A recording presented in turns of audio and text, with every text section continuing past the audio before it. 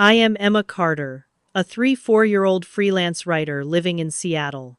On paper, I am a success, with articles published in major magazines and a recently published first book. But in my family's eyes, I have always been the lost child, the one who never quite lived up to expectations. Last winter, at my parents' New Year's Eve party, as we gathered around the fireplace, my father looked at me with a cold gaze and said something I had always felt but never said aloud. "Emma, you are truly our biggest disappointment." The words struck like a knife, silencing the room. That moment forced me to face reality and stand up for myself. If you're reading this, please share in the comments where you're from. And if you've ever experienced stressful family moments during the holidays, please like and follow for more stories about dealing with complicated family relationships. I grew up in the Portland suburbs, where I always felt like a shadow in my own home, forever lost in the spotlight of my siblings. My older brother, Ethan, was the center of attention from an early age. He was smart, outgoing, and a natural speaker, making him a star in our suburban Portland neighborhood. Every weekend, my parents would take him to debate competitions or academic events, clapping proudly when he brought home gold medals, while I sat in the back seat with a notebook, jotting down ideas for my short stories, trying not to feel left out. Ethan's awards were proudly displayed on the living room bookshelf, and dinner was always about his latest speech or his college plans. My older sister, Lauren, was no slouch in my parents' eyes. She was my mother's ideal type, gentle, elegant, and a people pleaser. Lauren got engaged at 22 to a promising young lawyer, had a big wedding at 24, and is now a full-time mother to 2 adorable children. My mother talked about her constantly on the phone. "Lauren threw a wonderful birthday party for her son," she'd say. Or, "Lauren made the new curtains for the nursery. How clever."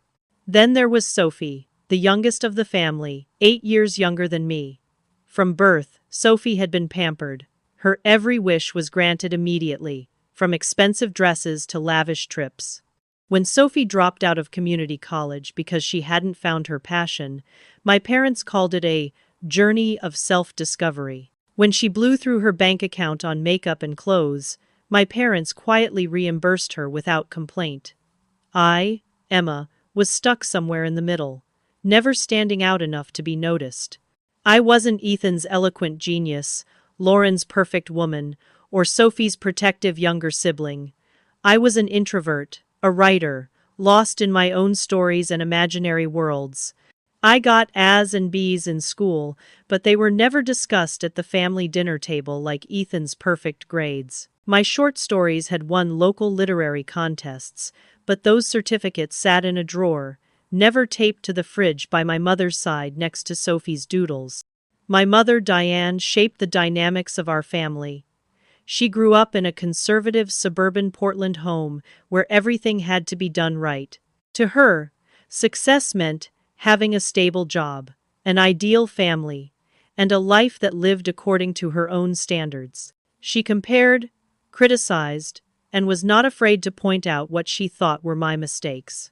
When I announced that I wanted to study literature and become a writer in college, my mother almost went ballistic. "What good is writing?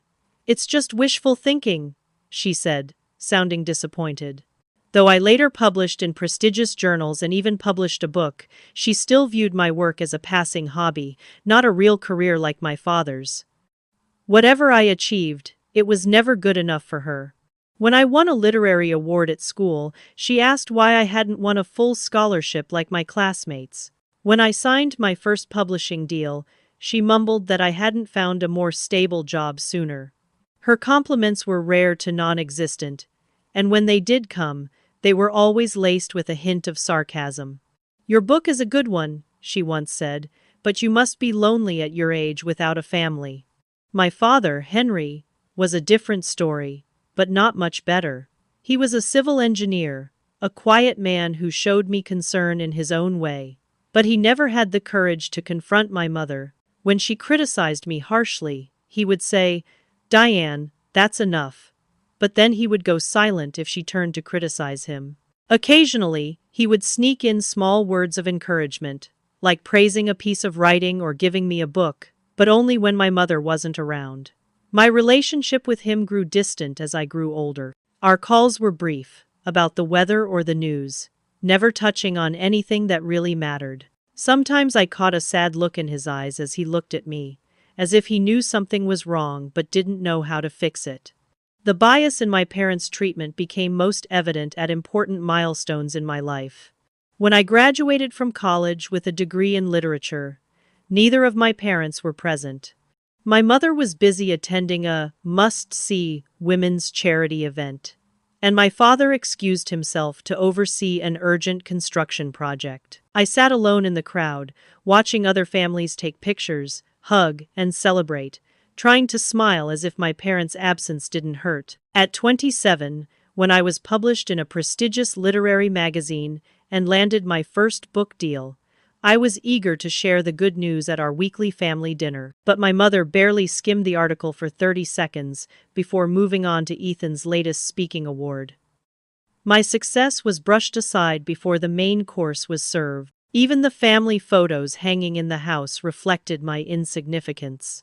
In the large family portrait that hangs in my parents' living room in Portland, Ethan and Lauren stand directly behind them, like heirs to the throne. Sophie sits nestled in her mother's lap, cradled like a precious treasure, while I, Emma, stand off to the side, as if I had just stumbled into the frame.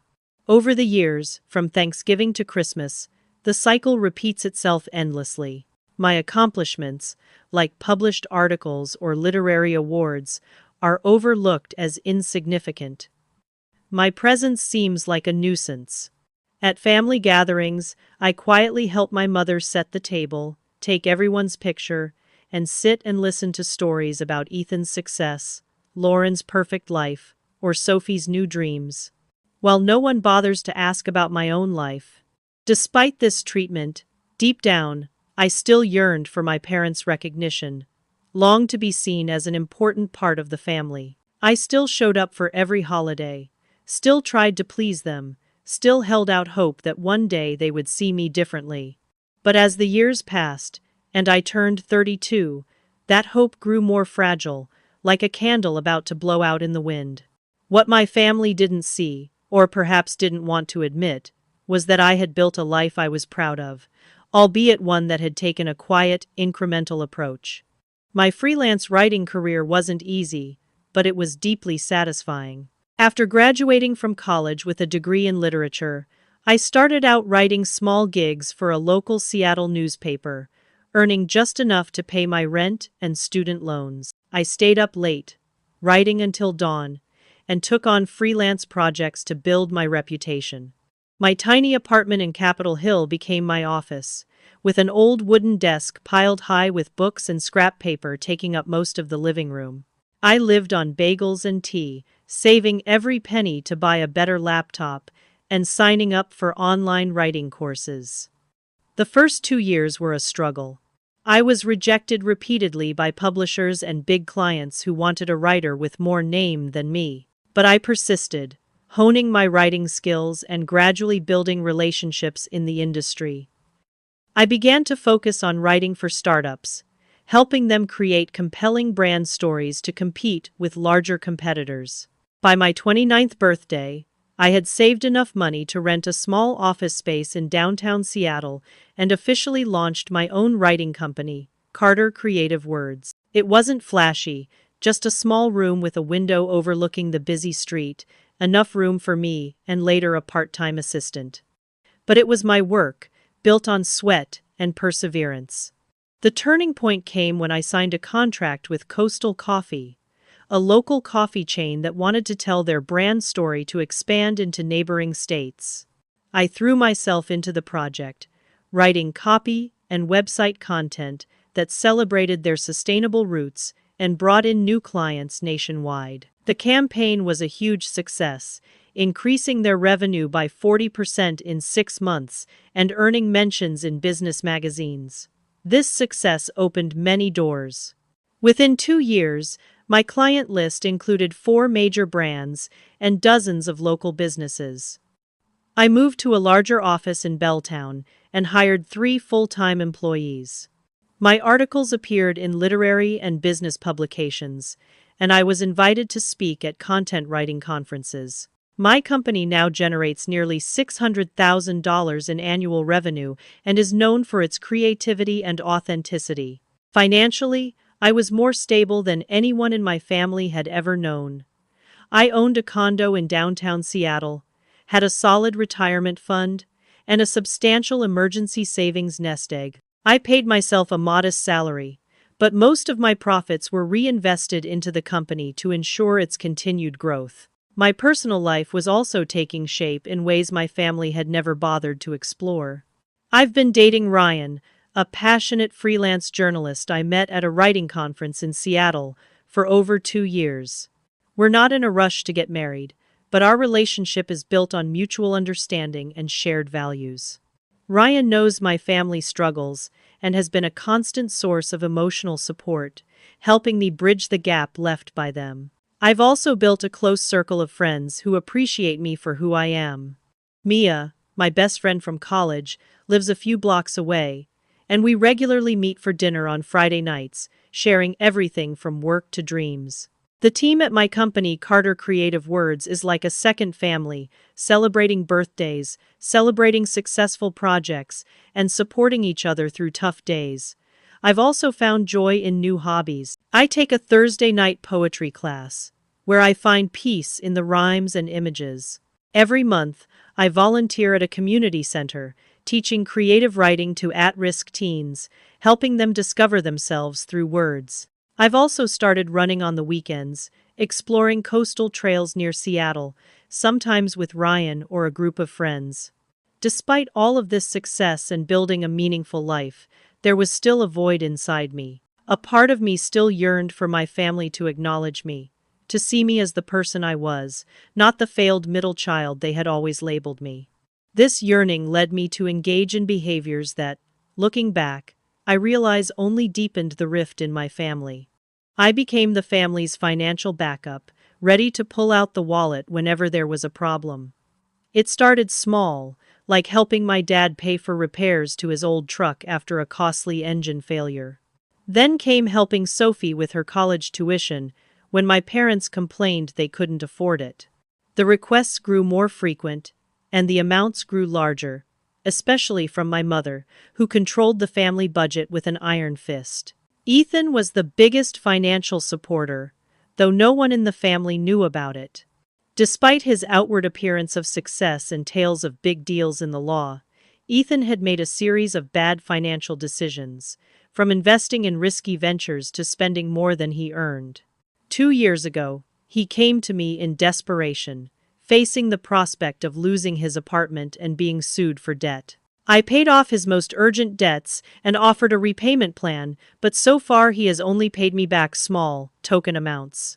I also paid for many family events, from holiday parties to birthdays, often quietly standing in the background, so my parents could take credit for their generosity. When my dad needed a new phone to replace the one that broke before a business trip, I quietly bought one and told him it was a store promotion. When my mom complained about wanting to upgrade her dining room table for the holidays, I quietly ordered it and let the whole family think it was a shared gift, even though I was the only one paying for it. All of these favors were done in silence, without a word of thanks or recognition. The more I helped, the more I felt my family took my financial support for granted, as if it were my responsibility. My mom, in particular, seemed to view my donations not as generosity, but as a way to repay her for raising me. Despite my professional success, I still felt powerless around my family. In their presence, I reverted to the invisible Emma, always craving a little compliment.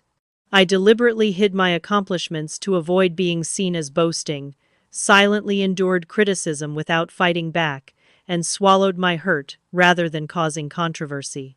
The constant shrinking to fit the role they had placed me in was exhausting. Ryan often asked me why I put up with this treatment, why I kept showing up at family gatherings that were emotionally draining, why I continued to help financially without recognition. I never had a clear answer, only that they were family, and no matter what, I loved them. With each sarcastic remark, each financial request disguised as familial responsibility, I felt my patience wear thin, my resentment grow, and my self-esteem demand respect. My financial relationship with my family had become increasingly toxic over time. What started as a small amount of support had turned into a safety net that was taken for granted, always available, but never reciprocated. My mother's calls followed a familiar, predictable script. She would start with some superficial question about my life, but wouldn't listen to the answer before sighing and describing some financial hardship. "The plumbing bill's gone up again," she'd say. Or, "Your dad's medicine is a lot more expensive now." She never asked for money directly, but only hinted, leaving me to offer it, as if she hadn't asked. After I sent her money, she'd quickly brush it off, saying, "Families are meant to support each other. Or worse, this is the least you can do. After all, your parents have sacrificed for you." There was never a thank you, never any recognition of my generosity or sacrifice. Instead, my help was made into an obligation, a responsibility I had to shoulder, not a gift I had given willingly. This behavior wasn't limited to my parents. Ethan would occasionally call, complaining about temporary financial difficulties, promising to pay me back next month, but that promise lasted for years. Lauren rarely asked directly, but always talked about the cost of raising the kids until I offered to buy expensive toys for the kids or contribute to their school fund. And Sophie assumed I would solve all her financial problems, from car repair bills to rent when she overspent on vacations or makeup. Family gatherings have become increasingly challenging for me. Each holiday brings with it subtle sarcasm and blatant comparisons that leave me feeling put down and on the defensive. Last Thanksgiving was a prime example. Upon entering my parents' house in Portland, my mother looked me up and down and asked sarcastically if I was planning on staying single forever, seeing that I had arrived alone. When I shared that I was in a serious relationship with Ryan, she dismissed him as a passerby, then asked why I couldn't settle down, like Lauren, who had a perfect family. At dinner, as I tried to tell her about a big project Carter Creative Words had just signed, my mother interrupted to ask Lauren about her children's academic performance. The conversation never returned to me. After dinner, as I helped my mother wash the dishes, she remarked that perhaps I should focus on my little writing thing, since I was not the right type of mother. I left that night with a pounding headache and told myself I wouldn't go to Christmas this year. But as December approached, a twinge of guilt and a glimmer of hope crept up on me. Maybe this time would be different. Maybe this year they would actually see me. At my mother's birthday party in early December, the same thing happened. We dined at a fancy restaurant in Seattle, which I quietly paid for, but my father got the credit for inviting us. My mother spent the entire meal talking about Ethan's accomplishments, Lauren's family life, and Sophie's latest search for her passion, even though it was her fourth major change. When I mentioned that my article had been published in a national literary magazine, my mother quickly moved on to Sophie's new internship. As the Christmas gathering drew closer, my anxiety grew, like a storm brewing. I had thought of a dozen reasons not to go to the Christmas gathering, but I finally decided to go after a long talk with Ryan. "You need to protect yourself, Emma," he said, his voice gentle but firm.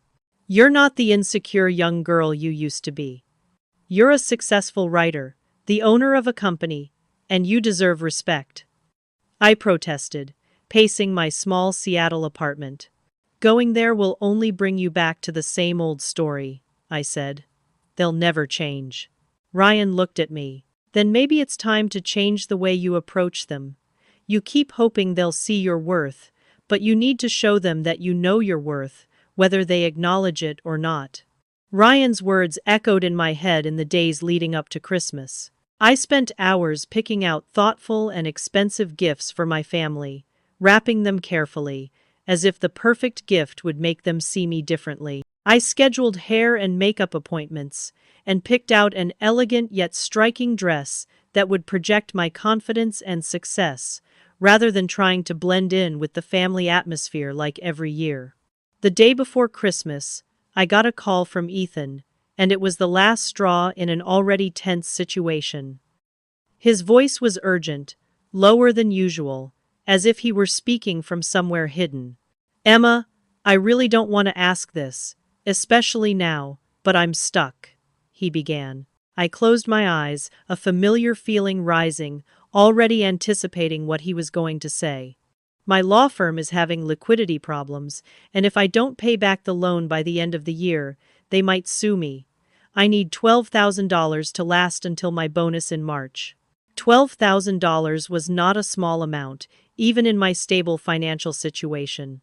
It was money I had saved to invest in a master's degree and expand Carter Creative Words. "Ethan, that's a lot of money," I said, trying to keep my voice even. "And you still haven't paid back the loan." I know," he interrupted, his voice full of concern. "But this is different, Emma. It's my reputation. If this gets out, how will Claire and the kids live? Please, just this once. And don't tell Mom and Dad, okay? You know what a failure they'll think I am." "Nasta. Why take the down?" After some deliberation, I agreed to transfer the money to Ethan, adding another debt to the list of debts I would probably never get back. After hanging up, I called Mia, needing someone to vent to. "You have to stop being our family ATM, Emma," Mia said bluntly, without hesitation after hearing me out. "They're adults. Adults are responsible for their own financial decisions." "But what can I do?" I protested. "Let Ethan and his family lose their reputation? Maybe facing the consequences will make him come to his senses and make wiser choices," Mia replied. "And more importantly, when are you going to stand up for yourself and demand the respect you deserve? They just take from you, and they don't even say thank you." That night, as I prepared for bed, Mia's words mingled with Ryan's advice from earlier. For the first time, I allowed myself to acknowledge the anger I'd been holding back for years. I was tired of being held hostage by my family, tired of having my success denied, tired of shrinking to avoid offending them. As I drifted off to sleep, I made a resolution. This Christmas would be different.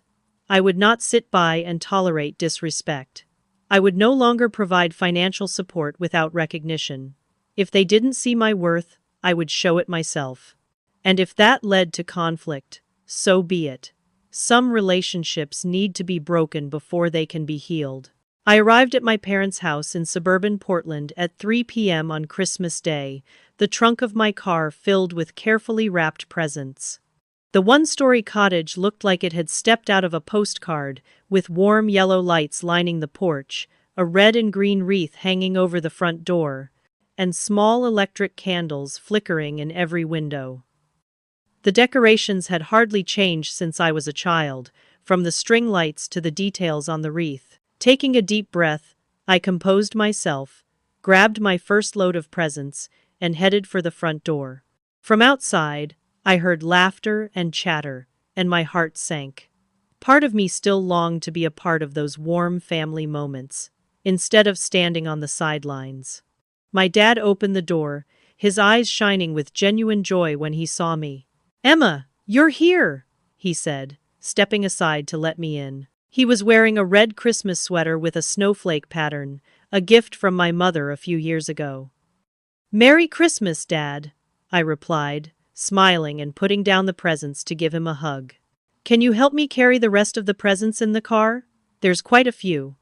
He raised an eyebrow at the number of presents, but nodded and followed me outside. As my dad unloaded the presents from the car, he started a conversation about the unseasonably warm winter weather and the traffic, carefully avoiding deep or personal topics. Inside, the house was cozy, with the scent of gingerbread and pine. A large Christmas tree dominated the living room, piled high with presents at its base. On the mantelpiece were neatly arranged family photos, mostly of Ethan and his family and shots of Lauren's kids. There was only one tiny frame, slightly off to the side, that held my college graduation photo from years ago. My mother emerged from the kitchen, wiping her hands on her snowflake apron. Her eyes swept over me, from my carefully chosen elegant dress, to my salon-styled hair, to the pile of presents in my arms. "You're finally here," she said, her voice laced with sarcasm as if I were late, even though I had arrived at exactly 3 p.m. as she had requested.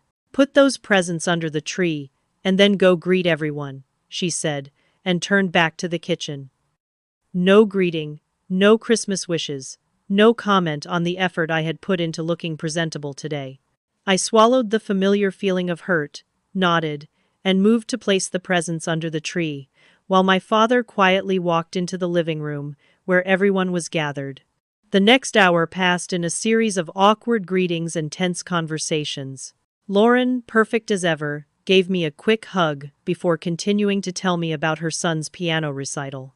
Ethan patted me on the shoulder with his trademark confident smile, but I could see new signs of stress on his face, perhaps from the debt he'd just asked me to help with. His wife, Claire, gave me a warm look, one of the few times I felt a little genuine. Sophie, fresh from her latest university exams, only looked up from her phone long enough to nod at me before turning back to her screen. When it came time to open the presents, my carefully selected gifts received only lukewarm responses. The high-end fountain pen I gave my dad got only a "thanks, that's nice," even though I knew he didn't appreciate its true value. My mom took the skincare set and silk scarf I gave her, glanced at them briefly, and set them aside to open other gifts. The limited edition books I found for Ethan, Lauren, and Sophie were greeted with a few, "Oh, that's cool," but were quickly overshadowed by the excitement of the other gifts from home. When we sat down to dinner, I found myself at the end of the table, across from my mother at the other end, with my father in the center. The arrangement said it all. Ethan and Lauren were placed closest to their parents, like favorite children, while their wives and children were interspersed in the middle. Sophie, as usual, sat right next to my mother, leaving me alone at the end of the table, with only Lauren's 9-year-old niece at my side. The table was set with crisp white china and wine glasses that sparkled under the chandelier. A golden roast turkey sat in the center, surrounded by traditional sides: mashed sweet potatoes, buttered peas, cranberry sauce, and Lauren's signature cornbread, placed prominently near my mother. The conversation flowed like a river passing over rocks. My mother asked Ethan about his law practice, nodding approvingly as he told of big cases and new clients, as if none of us knew about the debt he'd just begged me to help him with. When Ethan excitedly told me about his plans for a luxury trip to Hawaii in the spring, I had to take a long sip of wine to resist the urge to ask how he could afford it while still owing me so much. No one mentioned it, and I kept quiet, but the sense of injustice simmered in my stomach.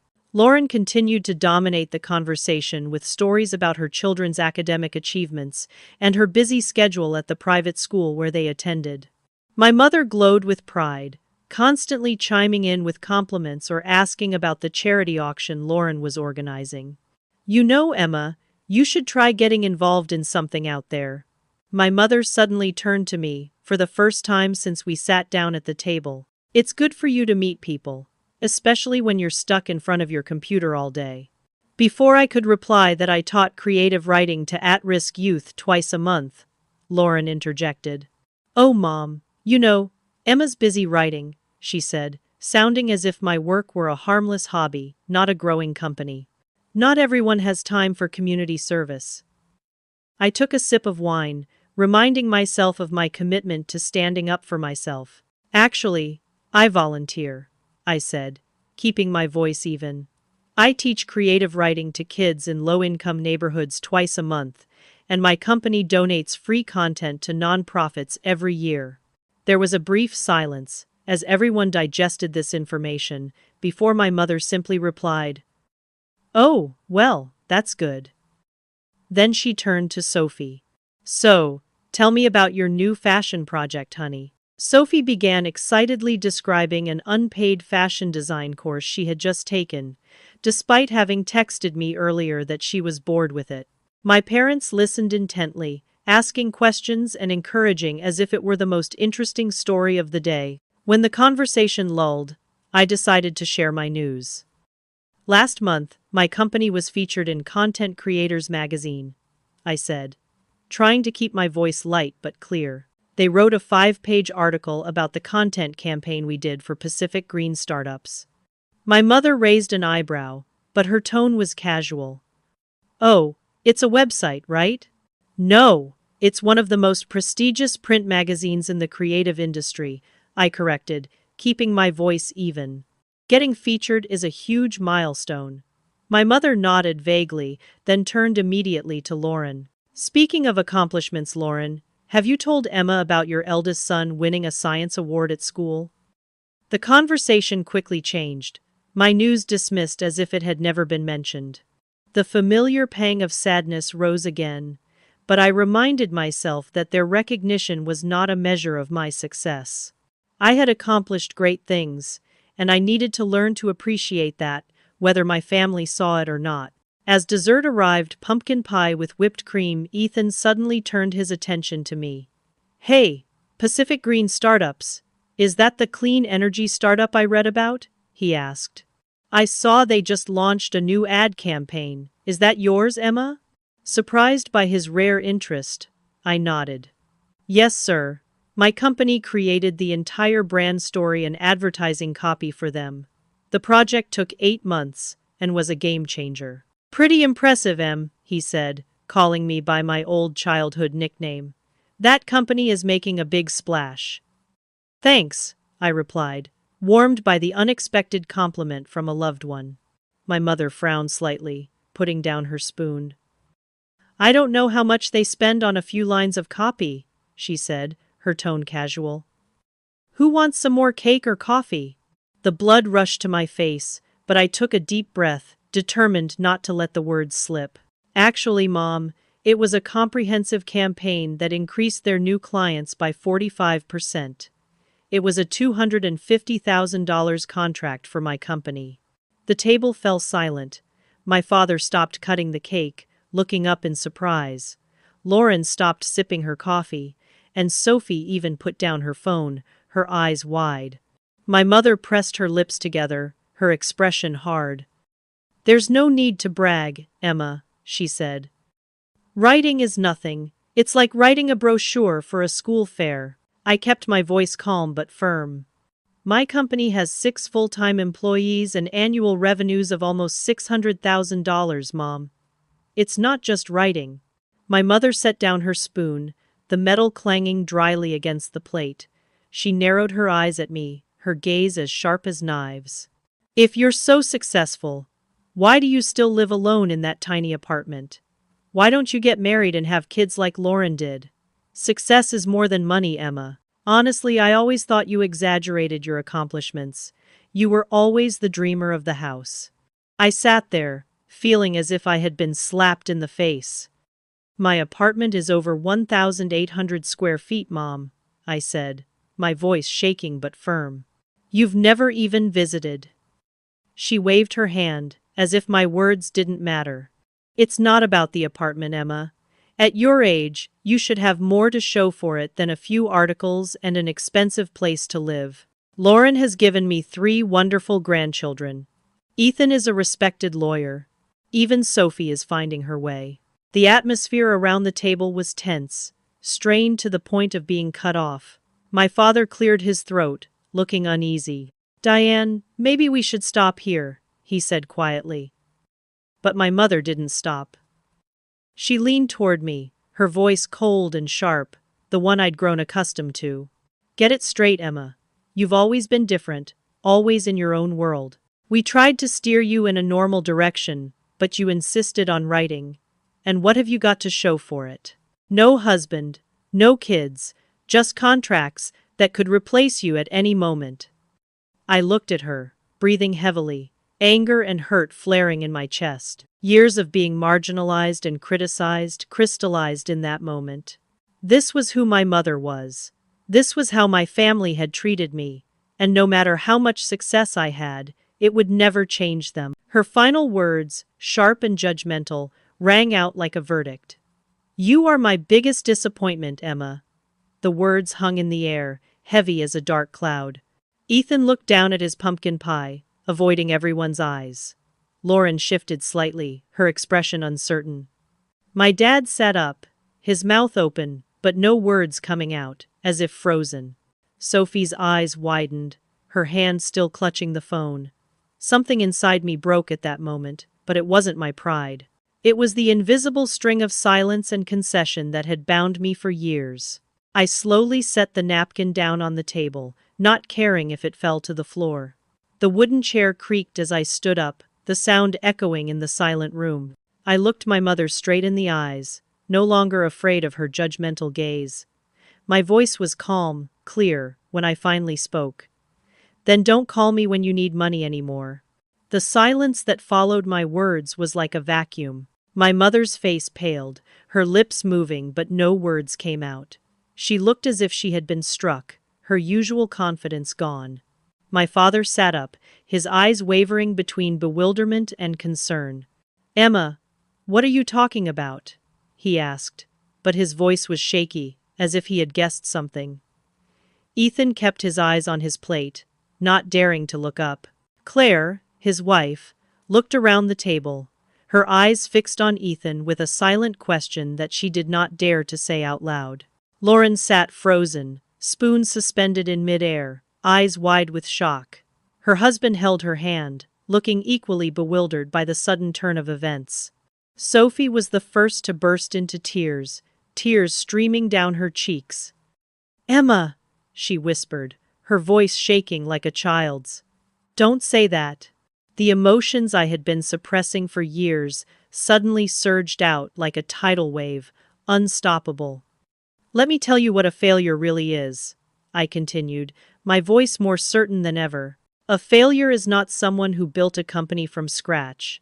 A failure is not someone who paid for Dad's car repair when the engine died last year. A failure is not someone who paid for part of Sophie's college tuition when Mom and Dad said they couldn't afford it. I turned to Ethan, who kept his head down, avoiding my eyes. And a failure is definitely not someone who saved your apartment from foreclosure twice, Ethan. $12,000 yesterday, remember? Plus the $20,000 you still haven't paid me. Missed date of dated by Les Dita. Claire, Ethan's wife, took a breath and turned to her husband. Ethan, is it true? You told me the company gave you a loan. Ethan finally looked up, his face red with embarrassment. Emma, you promised not to say anything, he muttered. No, what I did was help you continue to hide the truth about how bad you were at managing your money, I replied, not harshly but firmly. For years, I've covered for everyone, pretended everything was fine when it wasn't. It is nothing so. I turned to look at my mother, who had gone from shock to anger, her lips pressed together. You've called me at least every month for the past 4 years to ask for money. The new dining room table and chairs? I paid for them? Dad's blood pressure medication isn't covered by insurance? I paid for it. In the past 3 years alone, I have given this family over $90,000, I continued, my voice no longer shaking. I paid for the plumbing last summer. I paid for Sophie's tuition. I covered Dad's medical bills. But not once, have any of you said thank you. Not once have any of you acknowledged that my little writing job has kept this family from falling apart. My father sat back in his chair, his face white. Emma, I don't know anything, he said, his voice cracking. Your mother said it came from savings or insurance. Of course I don't know, I said, turning to my mother, who was now bowing her head. No one is allowed to know. It's our family's dirty secret that the failed child is the one everyone calls when they're short on cash. Lauren finally spoke, her voice shaking. But why didn't you say anything, Emma? You always act like helping is no big deal. I took a deep breath, feeling hurt rising. Because I wanted to be accepted by this family, I admitted, my voice suddenly weak. I thought if I was useful enough, important enough, someday you would really see me, see who I am. But that never happens, right? I looked around the table, seeing their shocked looks, but inside I felt strangely calm as the truth sunk in. I run a company with 6 employees. I own my apartment. I have a savings account and a retirement plan. I teach creative writing to disadvantaged kids every month. I have wonderful friends and a boyfriend that none of you bother to see. By all accounts, I'm not just doing well, I'm thriving.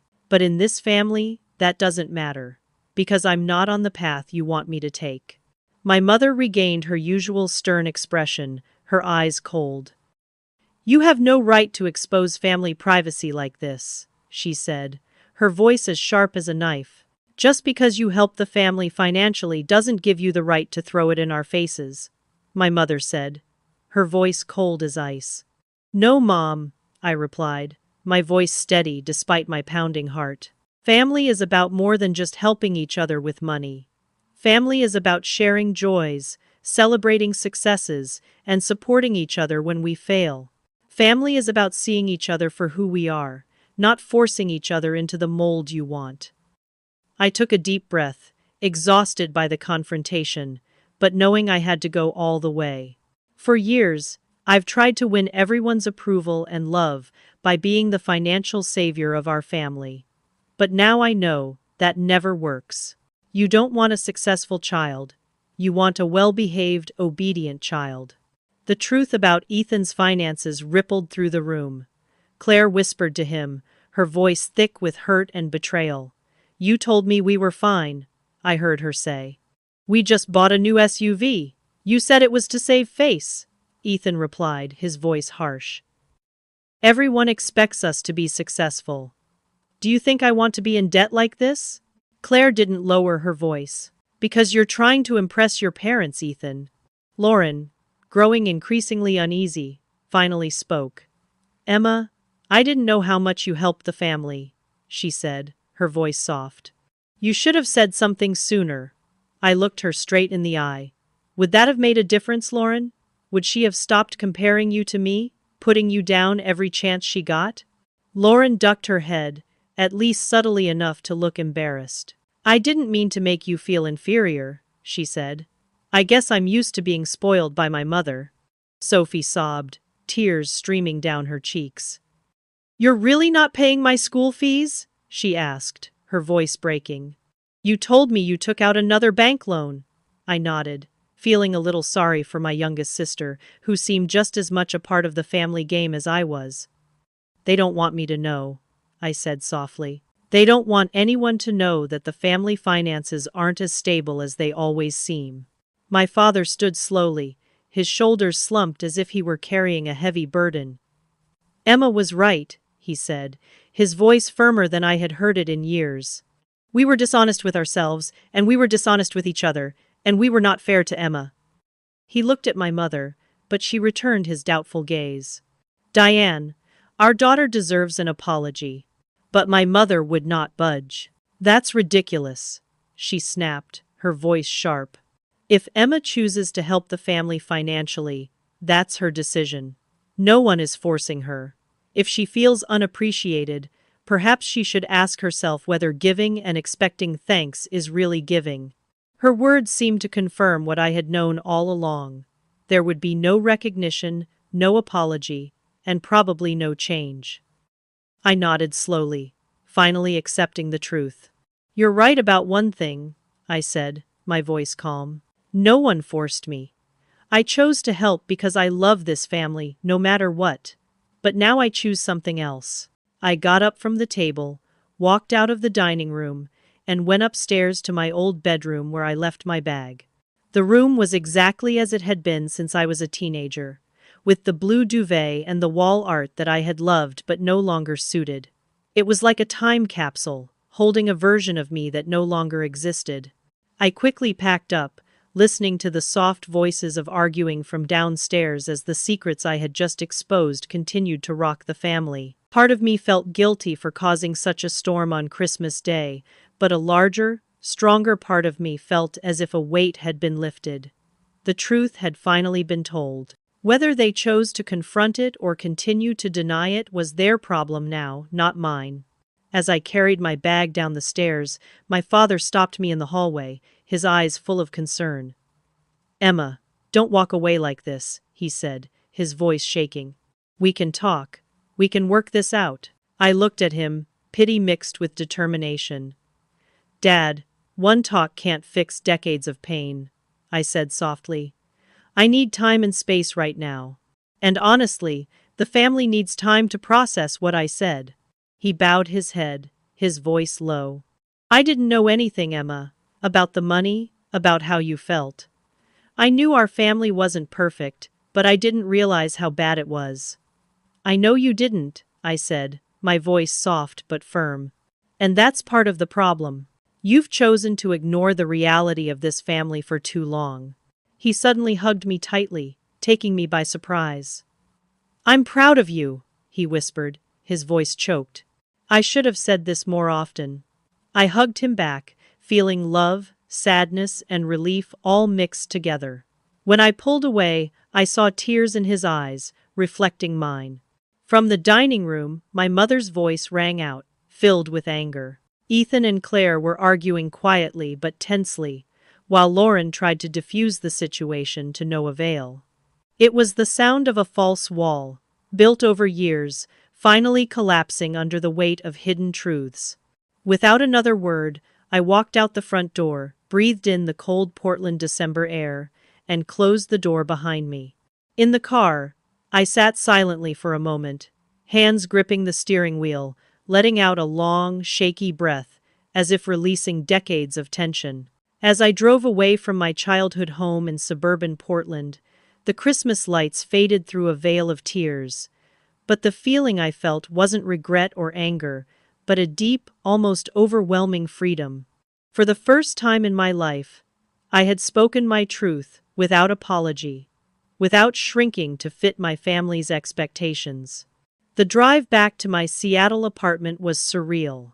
Christmas lights twinkled from the houses and shops along the way. Holiday music played softly on the radio. And the world outside seemed calm, while my world inside had turned upside down. Tears fell in waves, not necessarily from sadness, but from the release of emotions that had been bottled up for years. When I reached the parking lot, I sat in my car for a few minutes, taking deep breaths to calm myself before entering my apartment and facing what awaited me. The phone in my bag vibrated incessantly, but I wasn't ready to check it. Part of me wanted to throw it out into the snow and leave everything behind. Finally, I went up to my apartment, put my keys and bag on the table near the door, and collapsed onto the sofa.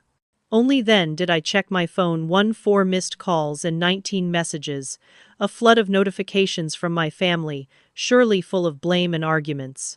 The first call I made back was to Ryan. He answered immediately, his voice full of concern. Emma, are you okay? I was worried sick. You should have called right after dinner. I tried to explain what had happened, but my voice broke and tears welled up in my eyes. You did it, Ryan. You stood up to them. But it was a lot worse than you thought. He listened patiently as I recounted the events of that night, from my mother's sharp sarcasm to the moment I spilled the beans and left in a huff. When I finished, there was a moment of silence before he spoke. I'm so proud of you, he said, his voice warm but firm. It took a lot of courage to do that, I sighed, admitting, but it didn't feel like courage at all. It felt like I'd just destroyed my family on Christmas. Maybe it had to happen, he replied softly. Sometimes things have to fall apart before they can be rebuilt in a better way. We talked for over an hour, his calm perspective helping me to slowly calm my turbulent emotions. When he hung up, he offered to come over, but I declined, saying I needed some time alone to calm down. After a hot shower and a change of clothes, I returned to my phone, trying to muster up the courage to face the barrage of messages. I decided to just read them instead of listening to the voicemail, since I wasn't ready to face anyone's voice yet. The first message I read was from Sophie, a long, emotional thread. Emma, are you okay? I didn't know about the tuition fees. I'm sorry. Call me back. I feel terrible. I didn't realize Mum was treating you like this.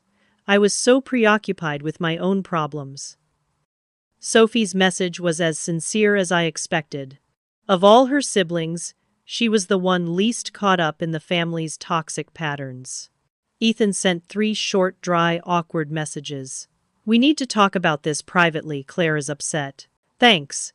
As I expected, he was more focused on minimizing the problem than admitting wrongdoing or taking responsibility. Lauren's messages were longer, more complicated. I'm shocked, Emma. I didn't know you helped the family so much financially. Mom is devastated. Dad brought her upstairs after you left. I know we weren't always close, but I want you to know how much I appreciate what you do. Honestly, sometimes I'm jealous of your independence. The last sentence took me by surprise. Lauren, the perfect older sister who always did everything according to Mom's expectations, was jealous of my freewheeling ways? I never thought she could feel that way. There was only one text from Dad, short but heartfelt. I let you down, Emma. I'm sorry. I love you. Remarkably, there was no text from Mom. I wasn't surprised, but her silence still stung.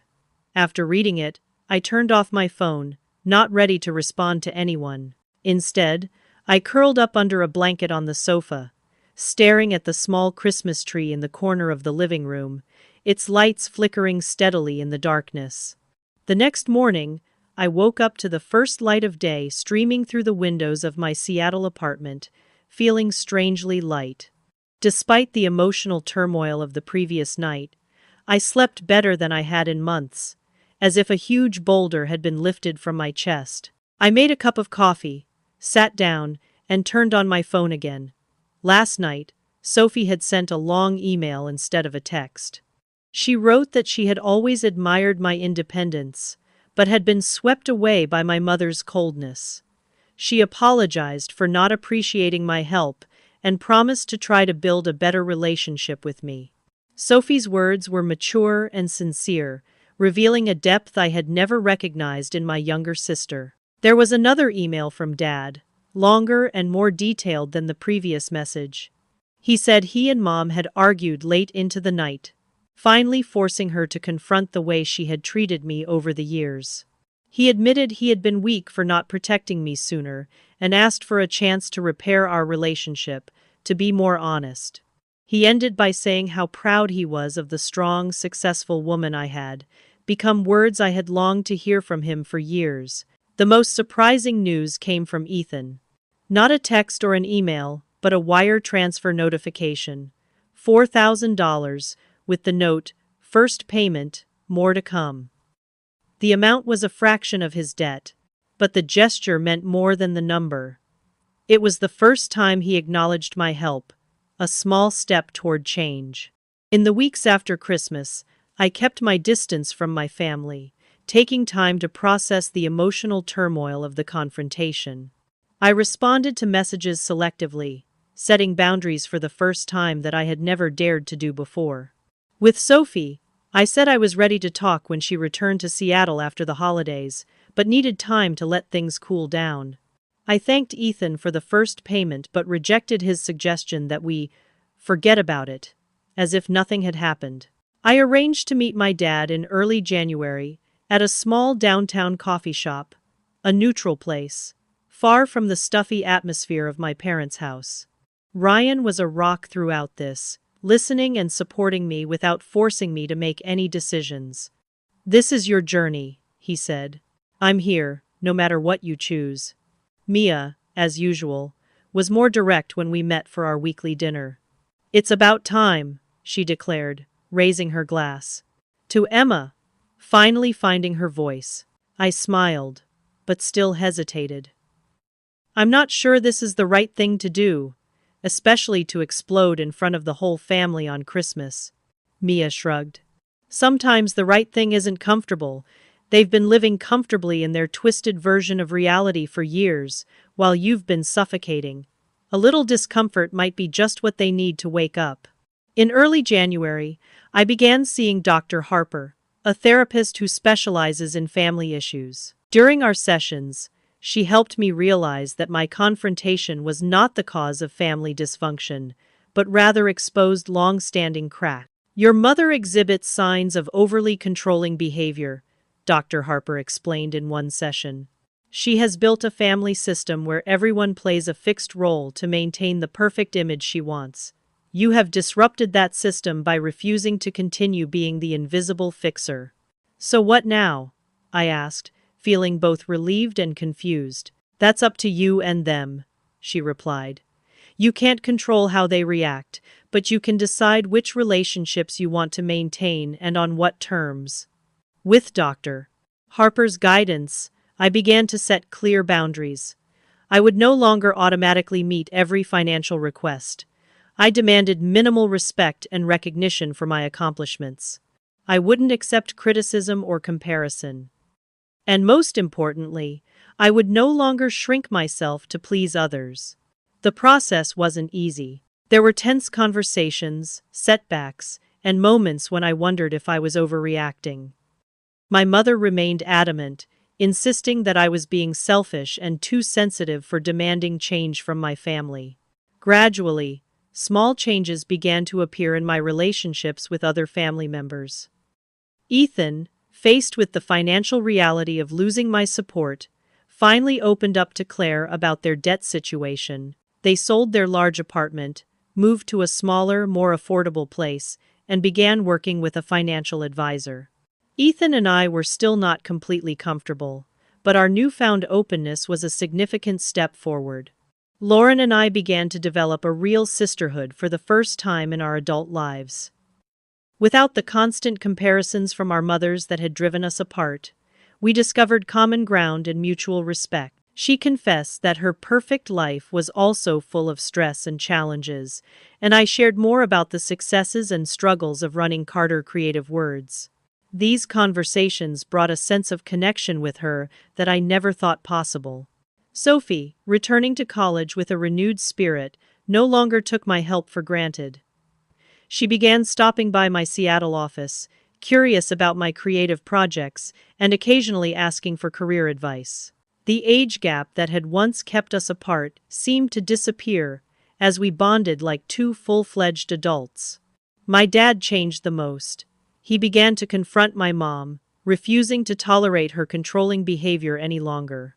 He visited my office, met Ryan, and for the first time showed a genuine interest in my life, asking about my projects and listening with an attention I had never seen before. During one memorable coffee shop conversation, my dad confessed that he had always admired my creativity and independent spirit, but had not expressed it out of fear of confronting my mother. "I was wrong to keep quiet, Emma," he said, looking down at his coffee. "I should have told you long ago how proud I am of you." His words touched me, like the final piece of the puzzle in my healing journey with him. In the months that followed, I continued to focus on my own growth and happiness. Carter Creative Words grew, with new contracts coming in from all over. My relationship with Ryan deepened, based on honesty and mutual support. I began accepting invitations to speak at content creation conferences, mentor young writers, and even teach a short course at a community college in Seattle. But the biggest change happened inside me. I no longer measured my self-worth through the lens of my family's approval. I no longer felt the need to buy love with financial support or great accomplishments. I began to truly believe what I had previously only known intellectually, that I was a successful, capable person, worthy of respect simply for being me. When Ryan proposed on a warm spring afternoon, I said yes without hesitation, regardless of how my family would react. We planned a small beach wedding near Seattle, prioritizing our own values over trying to please anyone else. When questions about the guest list and family roles arose, I made decisions based on what felt right, not what was most conflict-free. By the summer, I hadn't spoken directly to my mother in more than 6 months. I knew from my father that she was still angry, that I had disgraced the family on Christmas Eve. She still refused to acknowledge her part in the rift. While part of me still hoped for a reconciliation, I was slowly accepting that it might never happen the way I wanted. What surprised me most about this time apart was not the pain I thought it would bring, but the profound relief. Freed from the burden of constantly seeking my mother's approval, I had more energy to devote to people and activities that truly brought me joy. Cutting out negative interactions opened up space for positive relationships, and I found myself happier and more at peace than ever before. The following Christmas arrived with a mixture of anxiety and hope. I had maintained varying levels of contact with family members throughout the year, but had been hesitant about attending the annual Christmas gathering. Ryan left the decision up to me, assuring me that he would support whatever choice I made. After much deliberation and some effective therapy with Dr. Harper, I decided to attend, but with some significant changes from my previous experience. I would stay in a hotel rather than sleep at my parents' house. I would bring Ryan along, asking my family to treat him, my partner of 3 years, as an integral part of me. And most importantly, I would come with clear boundaries, ready to walk away if they were crossed. Think of this as a test of your new family dynamics, Dr. Harper suggested. Don't fall back into old patterns, see if you can build healthier interactions. When Ryan and I arrived at my parents' house in suburban Portland on Christmas Eve, the mood was different. My dad opened the door and hugged us both warmly, a genuine smile he rarely gave me. Sophie ran up, her eyes shining when she saw me, and hugged me tightly.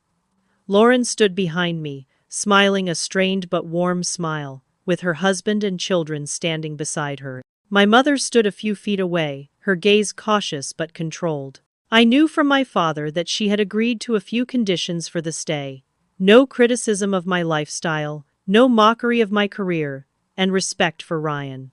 Her stiff expression suggested that this wasn't easy, but she was trying. "Welcome home, Emma," she said, her voice formal, and she held out her hand to Ryan. "Welcome to our home, Ryan. We've heard a lot about you." Not warm, but polite, and for the moment, that was enough. The evening passed in a strange atmosphere, a little awkward but not hostile. Ethan and Claire arrived the latest, their simpler lifestyle reflected in their simple gifts and less ostentatious clothing. Ethan hugged me tightly, whispering, "Thank you," in my ear. Not saying why, but I guessed that the revelation of the past year had forced him to change. Dinner was much lighter than in years past. The conversation was more even-keeled, with everyone getting a chance to share about their lives. When I told them about a big contract Carter Creative Words had just won with a Seattle tech company, people asked questions and congratulated them sincerely, rather than quickly changing the subject. Ryan shared about his new interior design project, and the family listened with obvious interest, even Sophie asking for details. My mother remained silent for the most part, speaking only to coordinate the serving of food or answer direct questions. I caught her looking at me a few times, her eyes unreadable, a mix of curiosity and confusion, as if she were trying to understand a completely new person in her own home. After dinner, as everyone moved into the living room for coffee and cake, my mother unexpectedly asked if I wanted to help her in the kitchen. I reluctantly agreed, following her into the familiar kitchen, where she always bustled during the holidays. For a few minutes we worked in silence. I washed the dishes, and she put the leftovers in containers. Then my mother spoke, her voice softer than I was used to hearing. "You look fine, Emma," she said, her eyes still on the lunchbox. "Your work must be going well." "Yes, thank you for noticing," I said curtly, trying to keep my voice neutral. Another silence fell, filled with unspoken words. She closed the refrigerator door, then turned to look at me. "I want you to know I'm seeing a therapist," she said, her voice faltering. Seeing my surprise, she added, "Your father insisted I go after last year." I was stunned. My mother, who had once scoffed at therapy, saying it was for weak people who can't work things out on their own, was now going to therapy. "I'm glad to hear that," I said, searching for the right words. She nodded, but her familiar defensiveness was still evident. "I don't agree with everything she said," she continued, adjusting her dish towel unnecessarily. "But she made me rethink some things about expectations. About how I want people to fit into certain molds." I kept quiet, not wanting to interrupt her rare moment of openness. Finally, she spoke, her voice lower than usual. I was raised to believe that there was only one right way to live: go to college, get married, have kids in that order. Success was having a stable job, being respected by society. Anything else was wrong. She glanced at me, her eyes softening slightly. When you chose your own path, I felt like you were negating every value I tried to instill in you. It's not denial, Mom, I said softly. I'm just being true to myself. She nodded, her movements a little stiff. My therapist said the same thing. That my choices are for me, not against you. A forced smile escaped her lips, mirthless.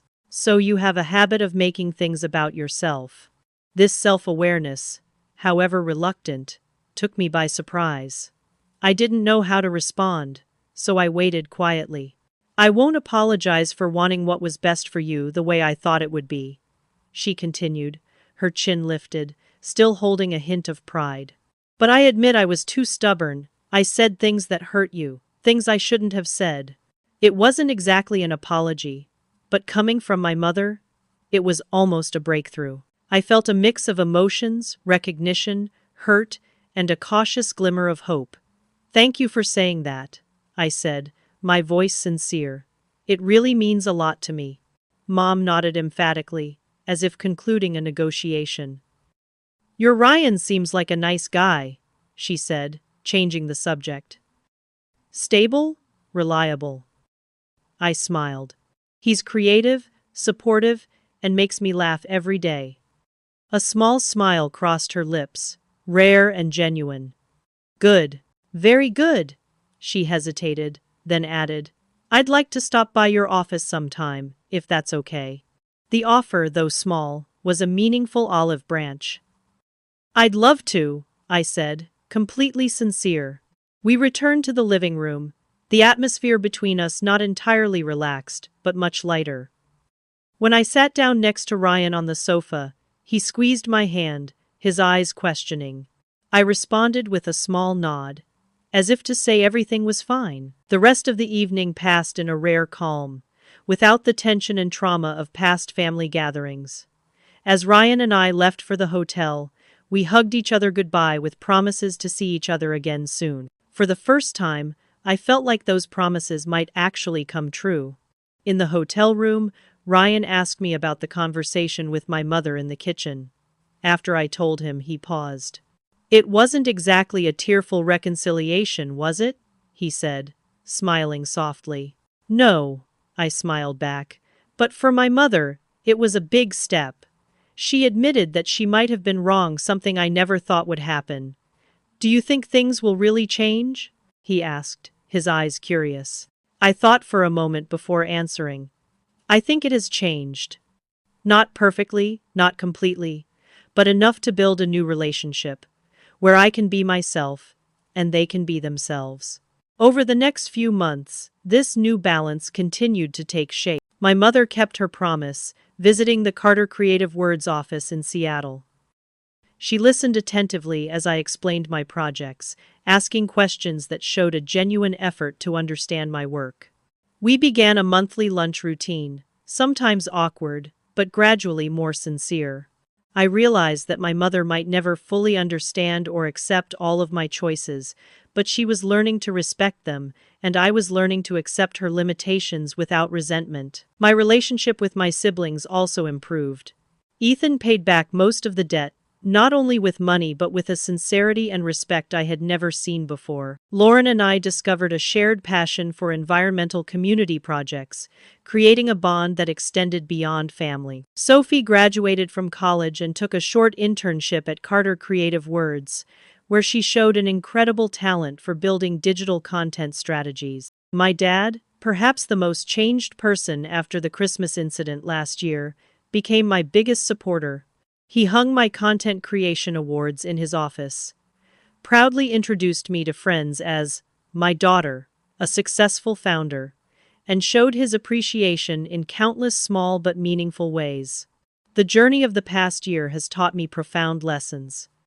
I've learned that telling the truth, no matter how painful, is easier than living a lie. I've learned that true love doesn't require you to shrink yourself to appease someone else's insecurities.